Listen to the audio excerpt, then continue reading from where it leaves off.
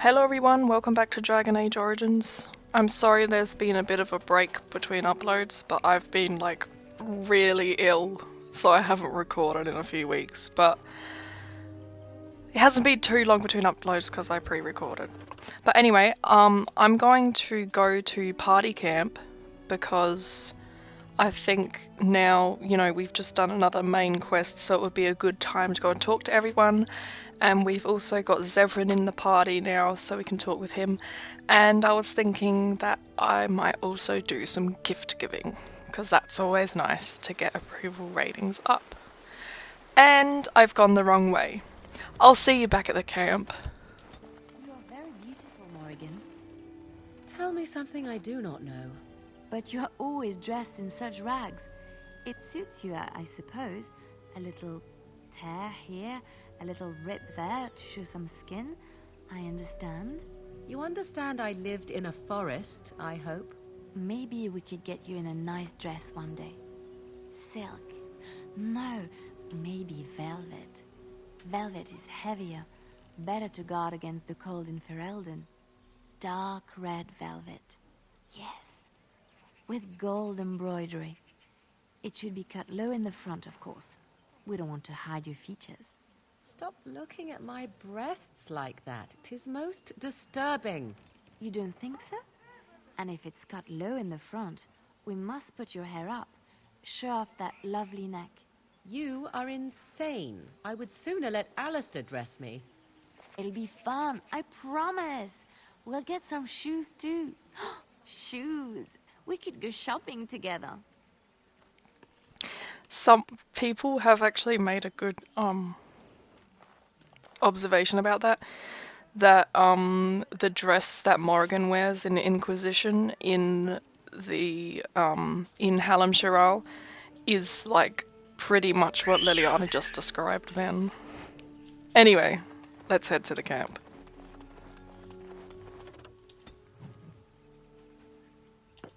The Blight. How will you end it? We have to fight the Archdemon. Is that all? It is surrounded by an ocean of darkspawn. How will you reach it? If you reach it, how will you slay it? You say you are a Grey Warden. I have heard stories of this order. What have you heard? Great strategists and peerless warriors. That is what we hear of the Wardens. So far, I am not impressed. I'm new to the Wardens. Will you make that excuse to the Archdemon? Or the victims it claims in the meantime? Ah! I don't care. I do, but... yeah. Hi, you're new. Let's talk to you. Here I am. Care to answer some questions? Oh, this should be good. Go ahead. Why did you want to leave the Crows exactly? Well now, I imagine that's a very fair question. Being an assassin after all is a living, at least as far as such things go. I was simply never given the opportunity to choose another way. So if that choice presents itself, why should I not seize upon it? You didn't choose to join the Crows? To be truthful, I didn't even know the Crows existed when I joined them. I was but a boy of 7 when I was purchased. For 3 sovereigns, I'm told. Which is a good price, considering I was all ribs and bone and didn't know the pommel of a dagger from the pointy end. The Crows buy all their assassins that way. Buy them young, raise them to know nothing else but murder. And if you do poorly in your training, you die. That sounds awful. Oh, I don't know about that. The Crows who are actually good enough to survive come to enjoy some of the benefits. In Antiva, being a Crow gets you respect. It gets you wealth. Gets you women. And men. Or whatever it is you might fancy. But that does not mean doing what is expected of you always. And it means being expendable. It's a cage, if a gilded cage. Pretty, but confining. Why didn't you just leave then? And become the next mark for some up-and-coming Crow? Not likely. The only way to leave is for them to think you're dead. And even then, you'd best be scarce. As for what I'll do in the future, presuming that there is one, I truly can't imagine. It might be interesting to go into business for myself, for a change. Far away from Antiva, of course. For now, naturally, I go where you go. I'm happy to have you along. And here I am, happy to be had. Isn't it wonderful how things work out that way? Come now, enough chit-chat. Talking about the crows summons them, you know. Any Antivan fishwife could tell you so.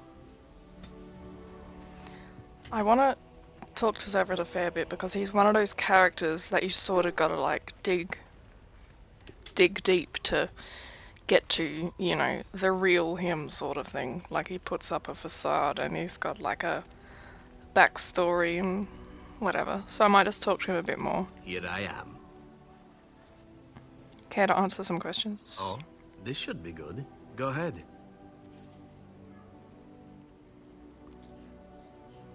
What is your opinion of the Dalish? I know little enough of the Dalish other than the fact that my mother was one, or so I was told. She had fallen in love with an elven woodcutter and accompanied him back to the city, leaving her clan behind for good. And there, of course, the woodcutter died of some filthy disease and my mother was forced into prostitution to pay off his debts. Oldest tale in the book. Zevran, that's horrible. Is it? It seemed normal enough a tale growing up. No different than the other elven boys in the whorehouse. I didn't know my mother either, of course. She died giving birth to me. My first victim, as it were. We were all raised communally by the whores. It was a happy enough existence, ignoring the occasional beating. Until eventually I was sold to the crows. I brought a good price, so I hear. And yet you're oddly cheerful about it all. It could have been much worse. Shall I tell you about what happened to the other whorehouse boys who did not fetch a decent price with the crows? Surely your life has not been so idyllic. People like you and I are not the product of happy lives of contentment, after all. You can say that again. My original point is that my mother's Dalish nature was always a point of fascination for me. Through all the years of my crow training, the one thing of my mother's that I possessed was a pair of gloves. They were of Danish make, I knew that much, and beautiful. I had to keep them hidden, of course, as we were not allowed such things. Eventually, they were discovered, and I never saw them again. But you don't think of yourself as Dalish. Not at all. I think of myself as Antivan. Still, that did not stop me from running off to join a clan when I drew near Antiva City once. Naturally, the reality did not live up at all to the fantasies I had constructed as a boy, staring at those gloves. But such is life. Come, enough talk of the Dalish. Let us move on. Did we find those gloves? I reckon we did, because they are like the special gift for Zevran. Let's have a look.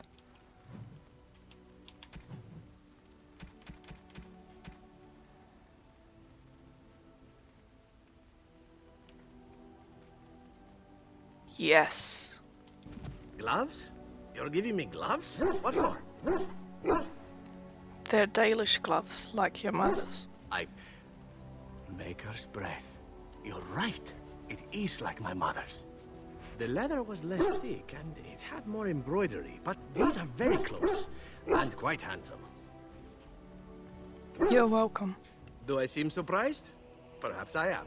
Still, I appreciate the fact that you even thought of me.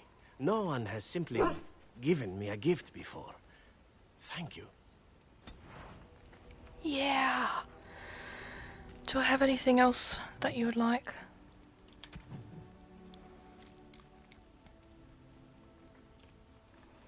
I think it's Win who likes books.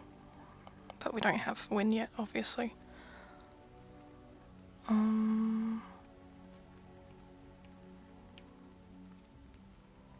Yeah, I'm not sure at the moment. I know Alistair likes statuettes and magic sort of things. I know who to give these to. Where are you? Sir Barks. Why isn't it doing anything? Oh, I guess because he always has full, what's the word? Approval. So, yeah, we aren't high up with anyone except Sir Barks. So, Leliana, I know you will enjoy this. Flowers? For me? They smell lovely, and there's something so familiar about them. These were my mother's flowers.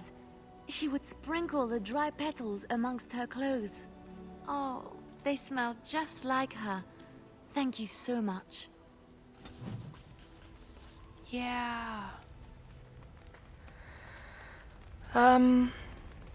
What else do I have? We can give this to Alistair. I could get used to this, you know. Is that for me? Really? Wow! Wow! Cute. Is that for me? Really? Wow!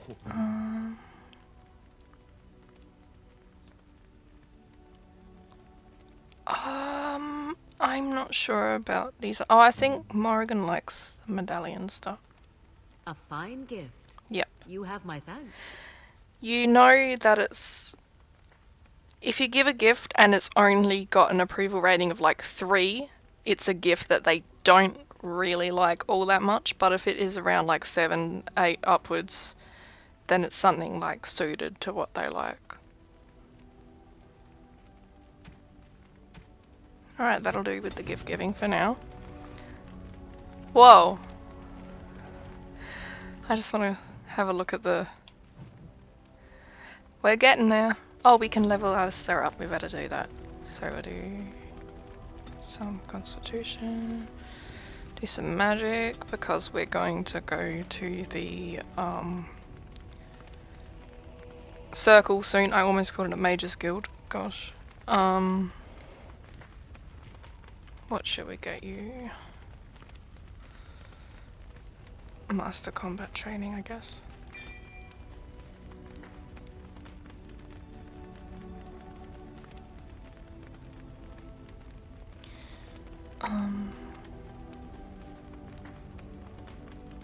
That sounds good. Anyone else level up?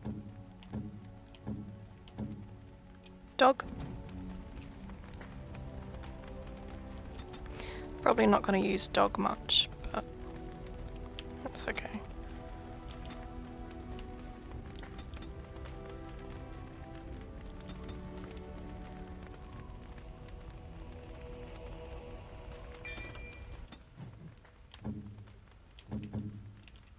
Okay, cool. Let's see if Leliana has anything new to say. Did you always live in an alienate? Was it very terrible? Sometimes. I have never been to the Denerim alienate, but I hear that life is hard and there is so much squalor.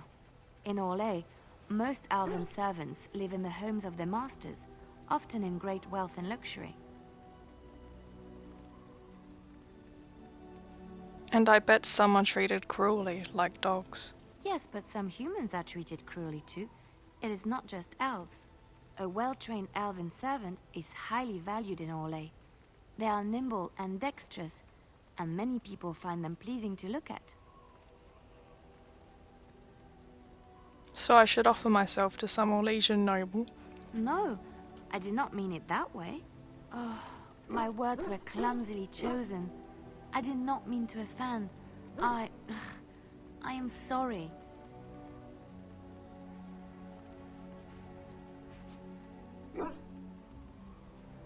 I am elven, but more than that, I am a person. Of course. I am sorry if I implied otherwise. Thank you. You have given me a lot to think about. That might have seemed harsh, but I mean, I think I chose the nicer options. But she's sort of, like, that's not bad. Like, it makes her sort of think more about it, because really, you know, she's got a bit to learn about elves. So you can be the one to sort of help her along with that. That's how I think of it anyway. Let's check with Sten. Have you got anything new to say? Yes, Probably not. I have a question. I am hardly surprised. Actually, never mind. Very well. I wanted to discuss something you mentioned. Speak then. Oh, that's enough. Then I suggest we move on. He's got nothing to say. As you wish. This is why I've never really got his approval very high. But I did a bit of research yesterday. So if we come across any paintings, gifts, Sten really likes paintings. So hopefully we can find some of those. Now, we've got Morrigan to talk to. Hi, Morrigan. What do you wish of me? I'd like to ask you something. If you must. Have you ever been hunted by the Chantry? My mother has been hunted from time to time, yes. By Templar fools like Alistair, which should tell you how successful they generally were. Flemeth made a bit of a game of it, in fact. The Templars would come again, and she would look at me and smile and say that the fun was to begin once more. I feel sorry for the Templars. They came with as much swagger and arrogance as they did self-righteousness. Pity them if you wish, for they held none for us. Flemeth would warn them, once. 'Twas a warning they inevitably failed to heed. And then the true game began. Often Flemeth would use me as bait. A little girl to scream and run and lure the Templars deeper into the wilds and to their doom. Surely more would have followed. Sometimes. Eventually. Thankfully, the wilds is a vast place. Once they found us, Flemeth would simply move us elsewhere, and we would be lost within the forest once again. I did not understand the danger we faced until I was much older. I had never heard of apostates or maleficarum.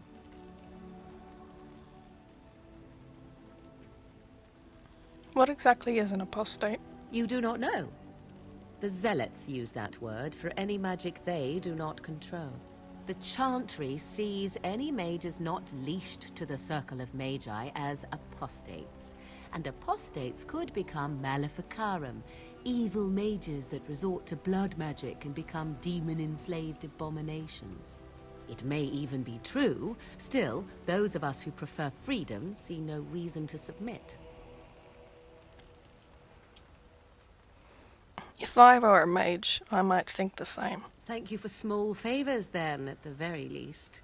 Enough of this talk. Let us return to the task at hand. What? What do you wish of me? Whatever. Blah. If you must. Is Flemeth really what she seems to be? Well, that depends, does it not? What does she seem to be?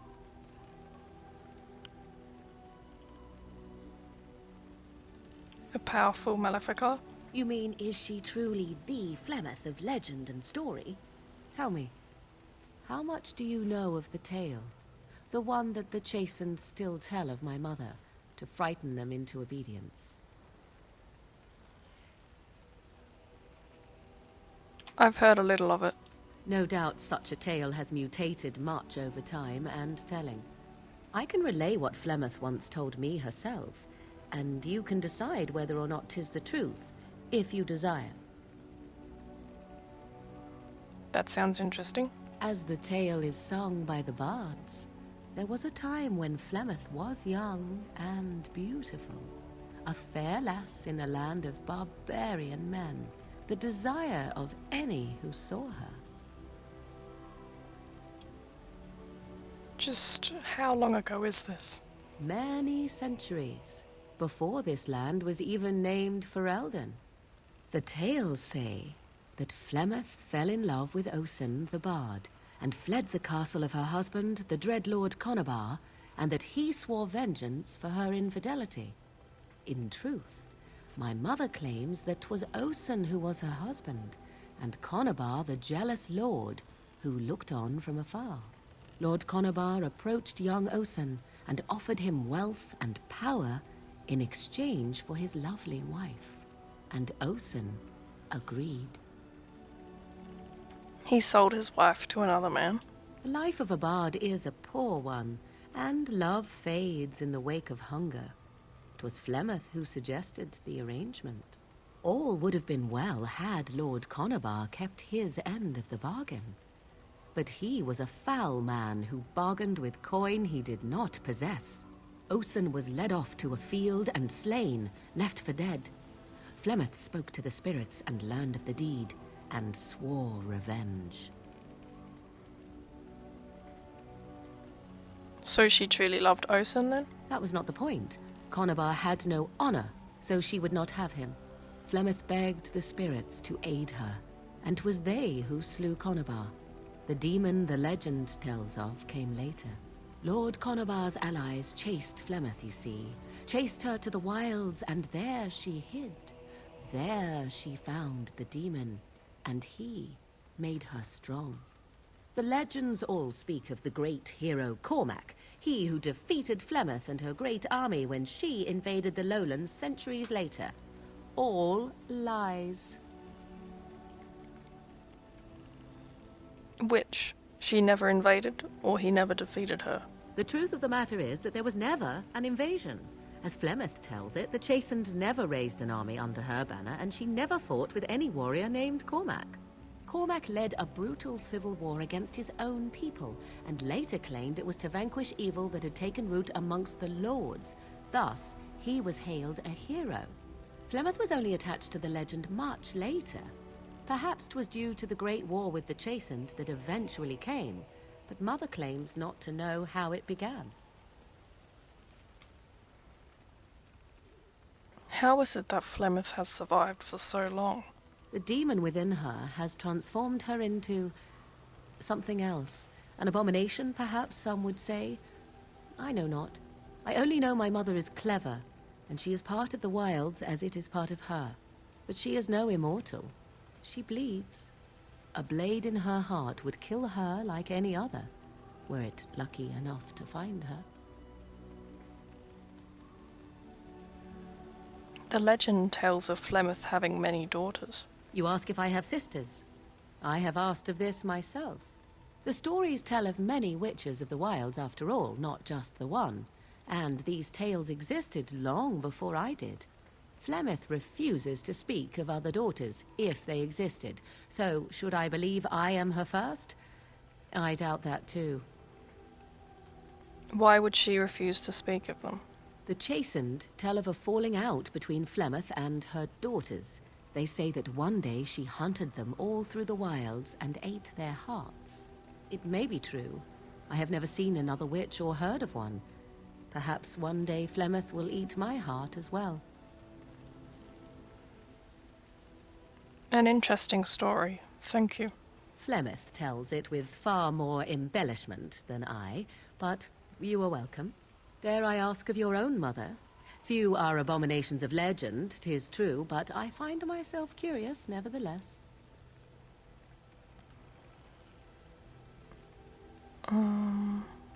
My mother died when I was born. Ah, then you have my sympathies for what it is worth.